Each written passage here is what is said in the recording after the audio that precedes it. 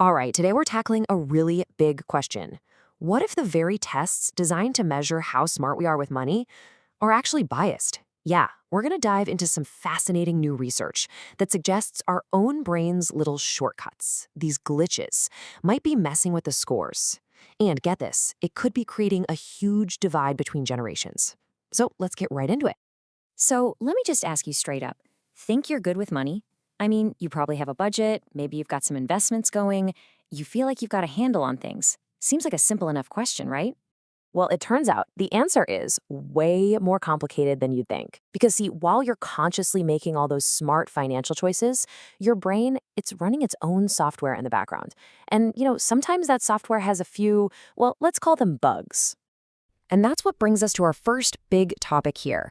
Are these money tests actually fair?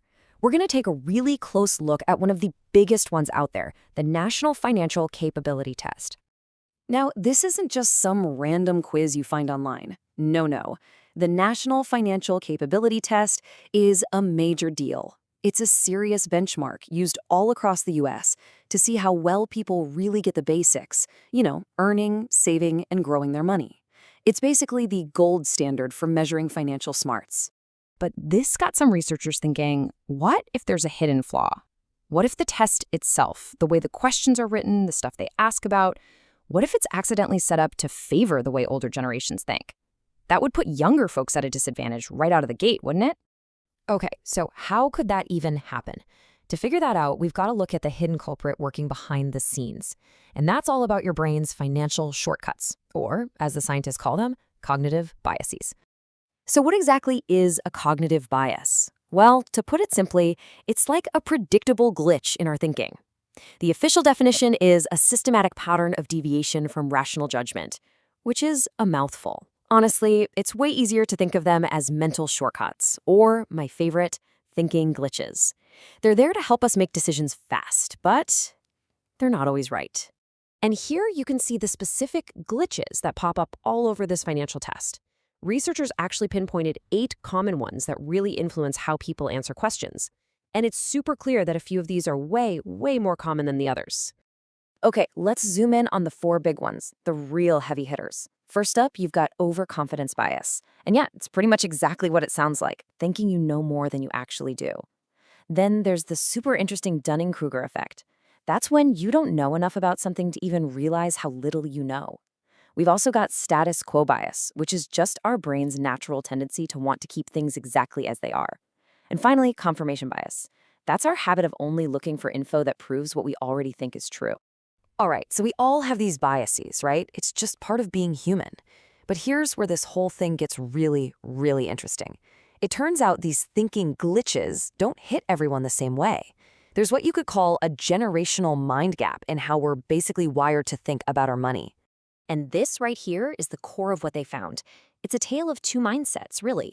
You've got Gen Z and millennials who are way more likely to fall for overconfidence and the Dunning-Kruger effect. Basically, they tend to think they're financial wizards.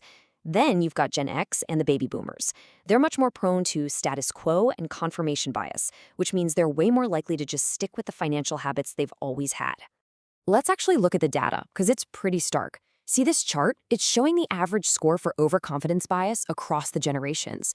And just look at that spike for Gen Z and the millennials. It's huge. It seems like being so comfortable with digital finance tools, apps and stuff, can sometimes give them a false sense of being an expert. And the data really backs that up. Okay, but now look at this chart for status quo bias.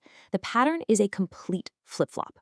It's the baby boomers and Gen X who are scoring way higher here, showing that super strong preference for doing things the old, established way. I mean, you can't get much clearer than that. It is a massive cognitive divide. So what does all this mean for the test itself? Well, the researchers don't mince words. This quote from the study just lays it all out there. The test, in its current format, aligns more closely with the cognitive patterns of baby boomers. Basically, because the test focuses so much on traditional, established financial rules, it's accidentally set up to favor the way older generations think. Okay, so the test is biased. Now what? Do we just scrap the whole thing? Well, the researchers say not so fast. They don't think we should just throw it out.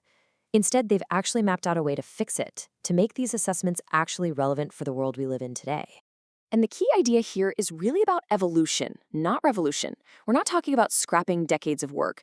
The goal is simply to update the test so it actually reflects the financial world of the 21st century, with all the new tools and challenges we have now. That way, it becomes a much more accurate and fair tool for absolutely everyone. And here's how they suggest we actually do it. I love these examples.